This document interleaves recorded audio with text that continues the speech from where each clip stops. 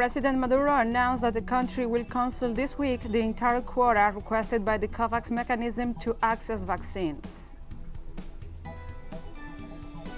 A wildfire in South Africa's Table Mountains spreads to Cape Town University. An imprisoned Afro-American journalist and activist Mumia Abu-Jamal is said to undergo a heart surgery on Monday.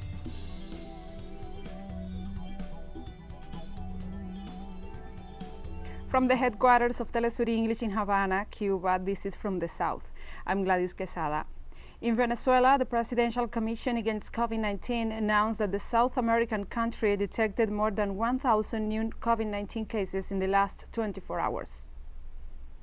Vice President Delcy Rodriguez announced that Venezuela detected more than 1,287 local cases. Likewise, the Vice President announced the death of 17 citizens in the last 24 hours. Finally, Rodriguez detailed that 91% of the cases detected in the country have fully recovered. For his part, President Nicolás Maduro highlighted the government's continuous efforts in trying to contain the pandemic, especially after the arrival of the more contagious Brazilian variant.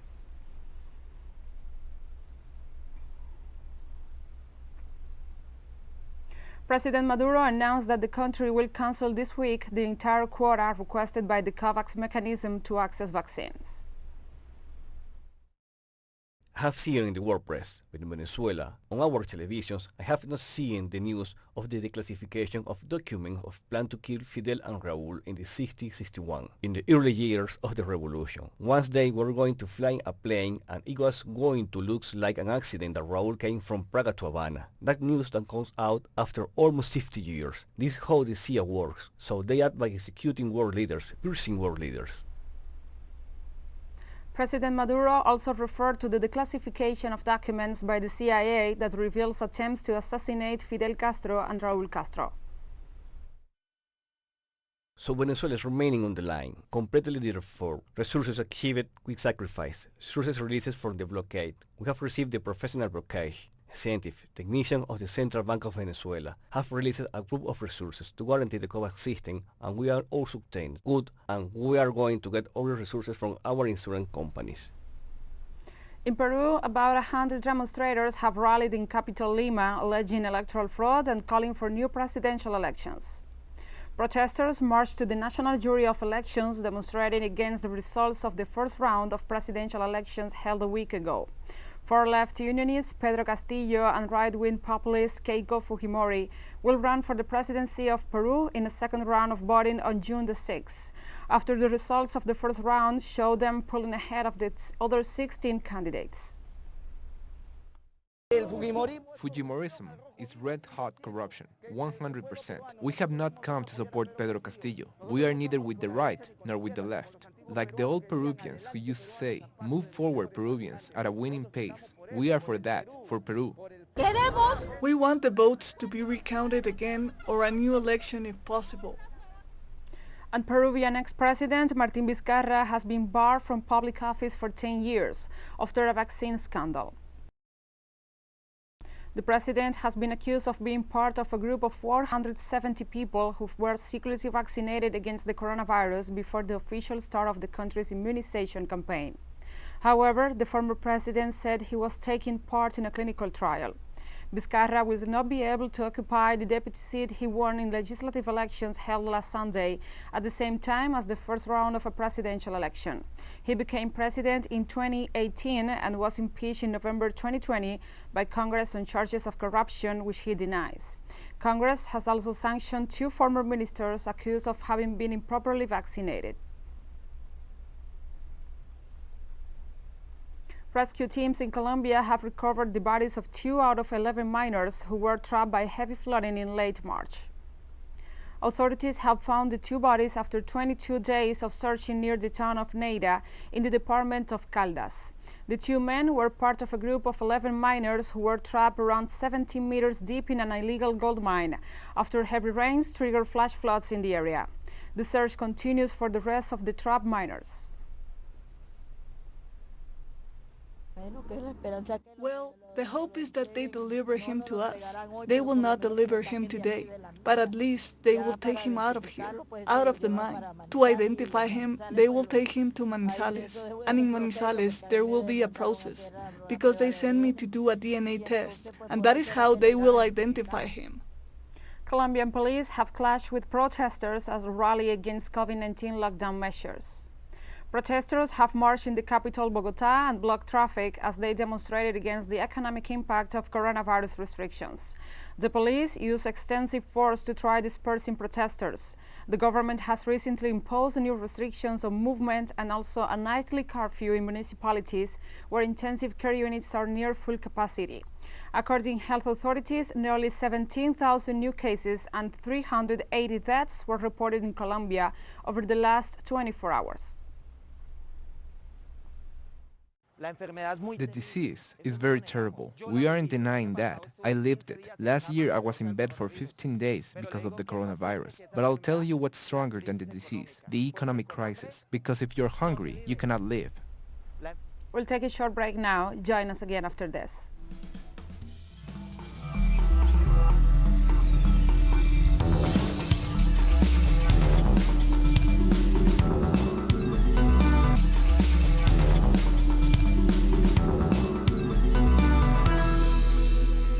Welcome back to From the South. A wildfire in South Africa's Table Mountain has spread to the University of Cape Town, engulfing numerous buildings. More than 100 firefighters and emergency personnel were deployed to the university campus and to Table Mountain National Park. 4 helicopters were being used to drop water on threatened areas. Students were evacuated as several campus buildings, including the historic library, caught fire.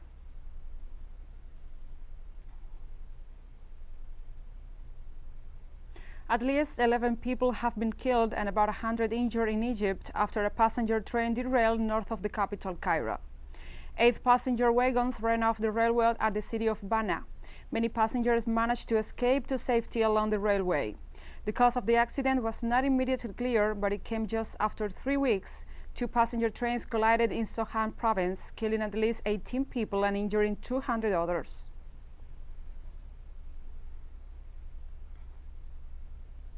At least 96 soldiers have been killed in the past 2 days after heavy fighting erupted near Yemen's Marib city. Houthi rebel fighters launched an offensive to the government's last northern toehold. Aircraft of a military coalition led by Saudi Arabia provided air support to government ground forces. The loss of Marib will be a heavy blow for the Yemeni government, currently based in the southern city of Aden, and for its Saudi backers. The rebels see Marib as a strategic prize that will give them more bargaining power in peace talks that Washington says must begin soon. The conflict has killed tens of thousands of people since Saudi Arabia and its allies intervened in 2015.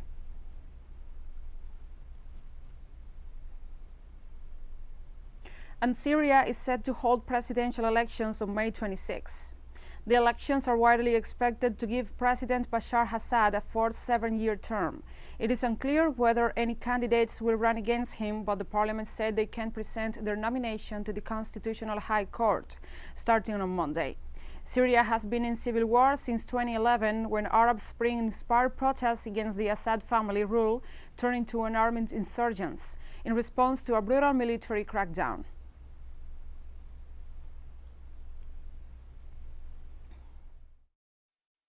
I invite those who wish to run for the position of President of the Syrian Arab Republic to submit their candidacies to the Supreme Constitutional Court within a 10-day period starting Monday morning, April 19th. The Syrian citizens living abroad will be able to vote at Syrian embassies on Thursday, May 20, 2021. The citizens residing in Syria will be able to vote on Wednesday, May 26, 2021. Cape Verde citizens have gone to the polls to elect a new parliament. The ruling Movement for Democracy Party is pitted against its main challenger, the African Party for the Independence of Cape Verde. About 392,000 registered voters cast their ballots in one of Africa's small countries, with a population of about 500,000 people. Cape Verde has a semi-parliamentary system in which the Prime Minister wields executive power, while the President plays the part of arbitrator at the event of intractable disputes. Election results are expected to be announced overnight on Sunday. The vote is quiet. People are already informed. In Cape Verde, everyone knows what they want. We hope that they will vote consciously and that they will see which decisions are priority for Cape Verde, namely employment, security, and development of our country. Zimbabwe has celebrated its 41st independence anniversary with a call by President Emerson Mnangagwa for the nation to keep protecting its sovereignty. Zimbabwe obtained its political independence from British colonial rule in 1980 after decades of struggle fighting for liberation. In his speech, the president said that his government was committed to implement measures for countering inflation, which had become a major source of economic instability for the country. This year's Independence Day was once again commemorated virtually due to the COVID-19 pandemic. My fellow Zimbabweans, commemoration of our National Independence Day is, in essence, a celebration of the victory attained in the liberation armed struggle fought by our gallant sons and daughters of this soil. The importance of protecting the gains of this hard-won independence can therefore not be overemphasized. It therefore comes as a befitting honor to construct the iconic statue of Mumia in Harare.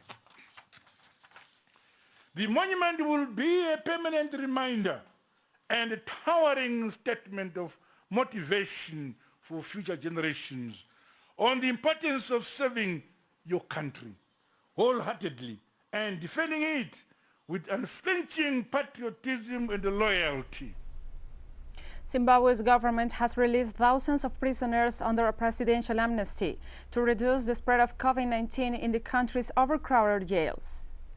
Zimbabwe's prisons have a capacity to hold about 17,000 inmates, but they have currently housed about 22,000 prisoners. Authorities have also suspended visits to prisons as part of measures to combat the spread of the coronavirus. Zimbabwe has so far recorded over 37,500 cases and more than 1,500 deaths. The amnesty will go a long way in reducing our prison population, and that obviously means a reduction in the expenditure part of the prisons. And also, in terms of the COVID-19 pandemic, it's a very, very huge advantage to us. And we have more news coming up after a final short break, so stay with us.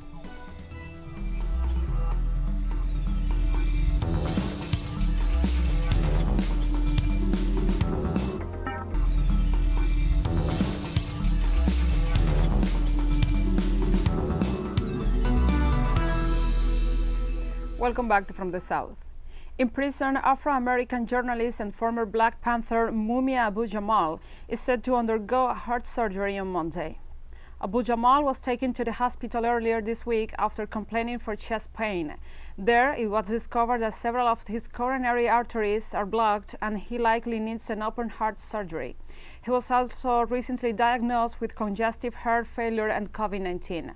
Abu-Jamal was charged with the murder of Philadelphia police officer Daniel Faulkner in 1981.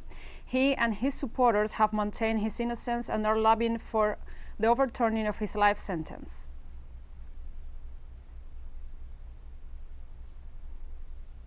Russia's main security agency has arrested 2 Belarusians who are allegedly plotting to overthrow the Belarusian government. Russian authorities said the 2 men, Alexander Ferura and a former spokesperson for the Belarusian president, and Yuras Sayankovich, a lawyer, were also planning to kill President Alexander Lukashenko. The Russian agency said the 2 suspects came to Moscow to meet with opposition-minded generals, with whom they detailed plans for a military coup. The 2 have handed over to Belarus. Nationwide protests against Lukashenko broke out last year following his disputed election win, and since then, security forces arrested more than 34,000 people. We have discovered the work of clearly foreign special services, most likely the Central Intelligence Agency, or FBI. I don't know which of the Americans were working. We have them under control, after well-known Avtukovich and others. I don't want to name surnames. We found out they wanted to return to Minsk and plan an assassination attempt on the president and his children. 3 people have been killed and 20 others injured in a police crackdown on protesters in Pakistan. Lahore police spokesperson said supporters of the Tehreek-e-Labbaik Pakistan party attacked police with a petrol bomb and took custody of 5 police officers. Meanwhile, the party spokesperson said that police moved to the party supporters at the group's offices in Lahore, and several of the group's supporters were killed and others wounded in the violence. Pakistan's government banned the Labbaik Pakistan party last week after supporters took to the streets to protest the arrest of their leader, cleric Saad Rizvi. We told the police, neither we have weapons nor are we terrorists, but they started firing on us and used tear gas. Many supporters became martyrs, and those who were martyred had one slogan: "O Prophet, we are here for you. Expel French ambassador and cut down relations with France." Myanmar's military junta is planning to release more than 23,000 prisoners nationwide, even as the military continues to detain anti-coup protesters. Myanmar typically grants an annual amnesty to thousands of protesters to mark its traditional Buddhist New Year holiday. It remains unclear whether anti-junta protesters or journalists jailed covering the coup will be among those freed. However, the junta has also been issued nightly arrest warrants on state-run media targeting celebrities, influencers, journalists, and activists. By Friday night, they totaled 380, including some 80 doctors, for attempting to deteriorate peace and stability.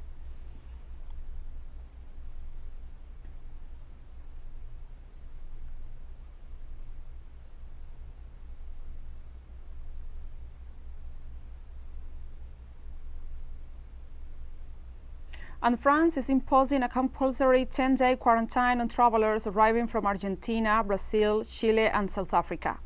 Flights from Brazil were suspended until at least next Friday because of concern about the P1 variant of the coronavirus, which is more contagious than the original strain and could also to reinfect those who had traveled the original virus.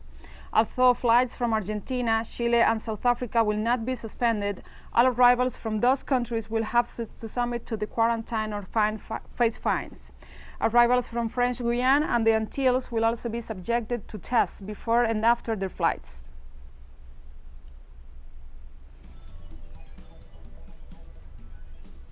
Pope Francis is back this Sunday to in-person greetings of the faithful in St. Peter's Square for his traditional Sunday noon blessing after weeks of lockdown. Hundreds of people, including nuns and families standing at safe distance apart in the vast square, turn out to see the Pope speak from a window of the Apostolic Palace. In the past weeks, Francis stood at the podium inside the palace to deliver his Sunday noon remarks via TV, radio, and internet.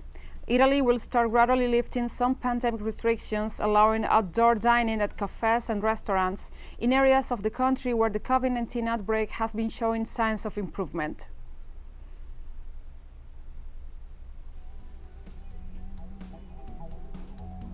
And we have come to the end of this news brief. But remember, you can find these and many other stories on our website at telesurenglish.net. And also, if you feel so inclined, please join us on social media. We are on Facebook, Twitter, Instagram, and Telegram. For TeleSUR English, I'm Gladys Quesada. Thank you for watching.